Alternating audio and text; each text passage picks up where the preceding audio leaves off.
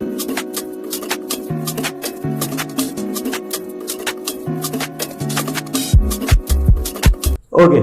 so hello and welcome to my YouTube channel. Yes, so in the last four videos, we talked about simple present tense, present continuous tense, present perfect tense, and simple past tense. So today's our topic, as you can see behind me, it is past continuous tense. So let's begin. Chalo. Past continuous tense. So what is the meaning of continuous? Continuous यानी जो चल रहा है, जो चल रहा है. And past means भूतकाल, जो बीत गया है. सो ऐसा काम जो चल रहा था, लेकिन कब चल रहा था? In the past time. In the past time, भूतकाल में, उसको अपन क्या बोलेंगे? Past continuous tense. Let's read the definition. The past continuous tense is used to express actions that were happening at a specific time in the past. So ऐसे action जो specific time यानी एक निर्धारित समय पे जो कल हो रही थी. इट शोज दैट एक्शंस, ये क्या बताता है? एक्शंस वर ऑनगोइंग. ऑनगोइंग मींस चल रही थी. इंटरप्टेड, बीच में किसी ने दखल अंदाजी की. और happening simultaneously. Happening simultaneously, what is the meaning of simultaneously? Means एक साथ, एक साथ, टुगेदर इन द पास्ट. सो ऐसे एक्शंस जो चल रही थी या उसको इंटरप्ट किया गया हो, और दो एक्शंस एक साथ चल रहे हो. Now look at the examples. I was studying at 8 PM yesterday. यानी कि कल जब 8 बज रहे थे, कल 8 बज रहे थे, तब मैं क्या कर रहा था? मैं पढ़ रहा था. I was studying at 8 PM yesterday. They were playing football in the evening. यानी कल या फिर आज शाम को वे क्या कर रहे थे? वे फुटबॉल खेल रहे थे. I was sleeping when the phone rang. तो जब फोन बजा मैं क्या कर रहा था? मैं सो रहा था. So that shows the interrupted actions. And at last he was driving while she was reading. He was driving, वो क्या कर रहा था? वो चला रहा था. व्हाइल जब शी वाज रीडिंग, वो पढ़ रही थी. तो ऐसे एक्शंस जो एक साथ हो रही है. क्लियर? ये किसमें यूज होता है? Past continuous tense. So now let's begin. Let's look at the different types of sentence we can make using past continuous tense. Okay, so now let's study about the different types of sentences we can make using past continuous tense. So now first of all, let's go to our universal structure. Which universal? Which is applied in all the tenses. What is that? Yes, subject plus helping verb plus main verb plus object. Yes, correct. So I have already told you, in continuous always we use the helping main verb as verb 4.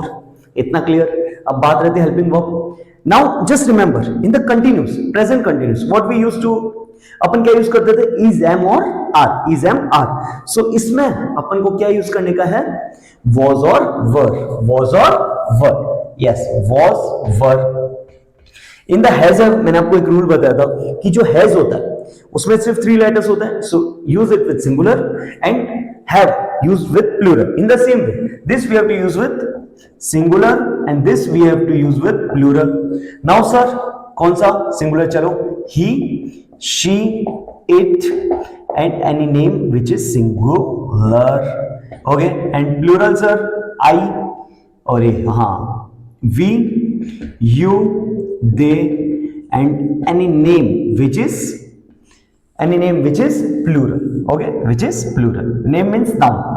Any noun which is plural. Okay, अब इसमें एक और चीज है कि इसमें आई के साथ was यूज होता है. वैसे तो आई हमेशा अपने साथ कौन सी लेता है? प्लूरल हेल्पिंग वर्ब से लेता है. But in the past continuous tense it always takes singular helping verb which is was. Okay, so understood? Now look, I is what? Subject. Was is what? I takes the singular, I was. Then verb. So verb 1 plus ing, or we can call it as verb 4. So read का क्या हो जाएगा? Reading a book. So now let's go to the sentence. First is positive sentence.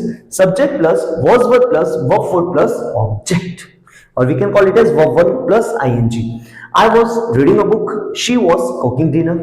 Second negative. negative बोले तो नहीं, not. और not का मैंने आपको एक बताया, क्या बताया कि not हमेशा नॉट से पहले हेल्पिंग वर्ब आता है. तो इसकी हेल्पिंग वर्ब क्या है? वॉज और वर.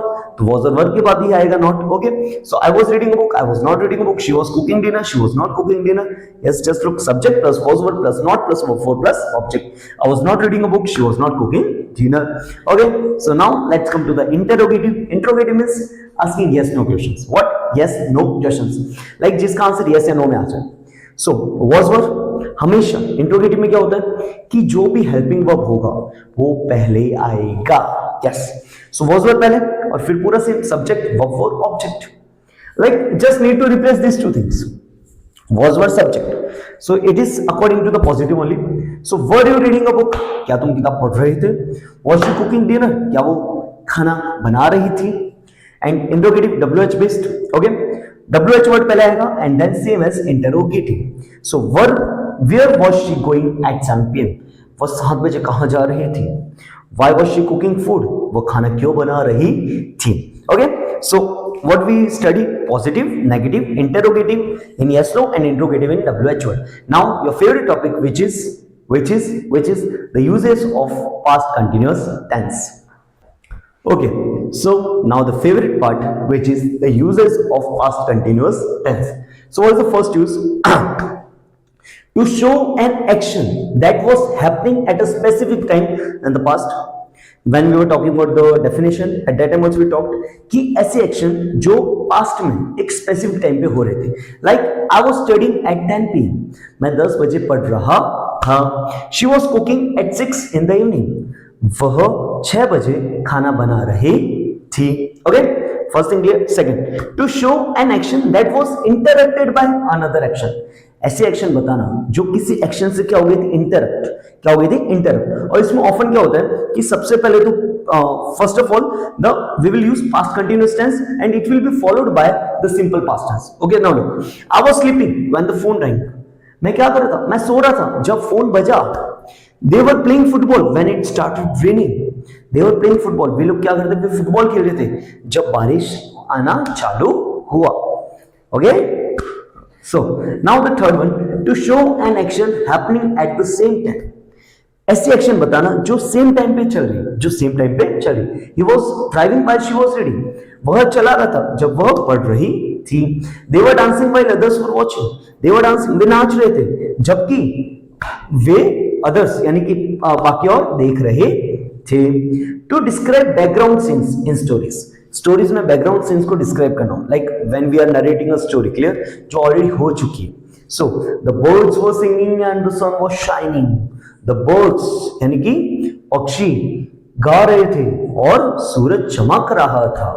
And the last one, to express polite inquiries in the past, यानी कि पोलाइट इंक्वायरीज पास्ट में अगर हमको करनी, so we can use I was wondering if you could help मी.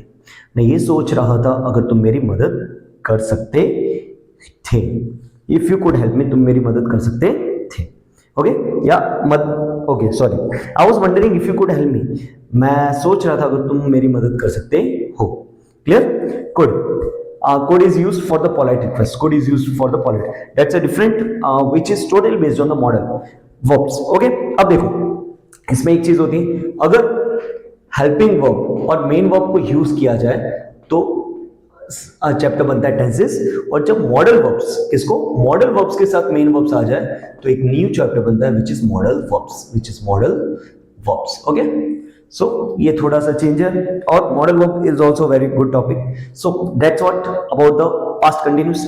हालांकि this is a very easy chapter. Okay, but still if you want to start speaking in English, try using it. When it will come on your mouth now. You know what, कि अपन बहुत सारे, we all want to speak in English, but what is there, we feel hesitated. हमको पता नहीं कि हमको start कहाँ से करना है.